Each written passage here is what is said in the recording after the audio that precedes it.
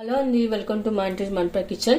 ఇవాళ మనము కృష్ణుడికి ఎంతో ఇష్టమైన అటుకుల స్వీట్ చేసుకుందాము. ఇక్కడ నేను 1 కప్పు దాకా అటుకులు తీసుకున్నాను. ఇప్పుడు మనం ఈ అటుకుల్ని బాగా ఒక్కసారి బాగా కడిగి క్లీన్ చేసి పెట్టుకుందాము. మనం కడిగి పెట్టుకున్న అటుకుల్ని ఇలా వాటర్ అంతా తీసేసి ఇలా పిండుకొని పెట్టుకోవాలి. ఇప్పుడు మనం కడాయి పెట్టుకొని అందులో 1 టేబుల్ స్పూన్ నెయ్యి వేసుకున్న తర్వాత డ్రై ఫ్రూట్స్ని వేయించుకోవాలి.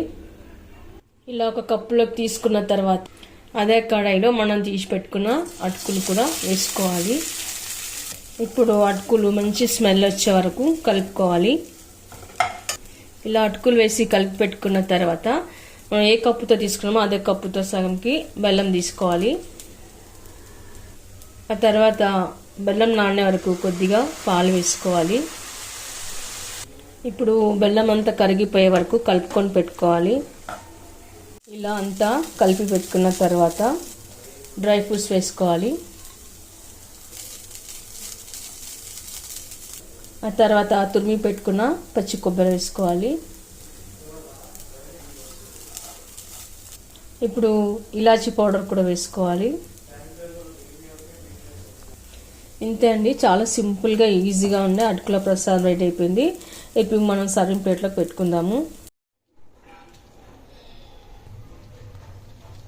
ఇప్పుడు ఇలా వేసి పెట్టుకున్న తర్వాత మనం అక్కడక్కడ కొద్దిగా పుట్నాల పప్పును కూడా వేసుకుందాము.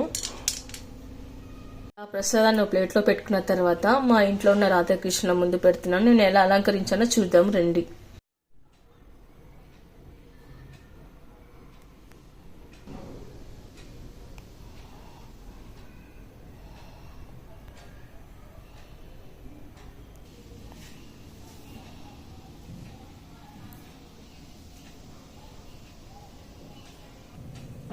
ఓకే అండి, చూసారుగా.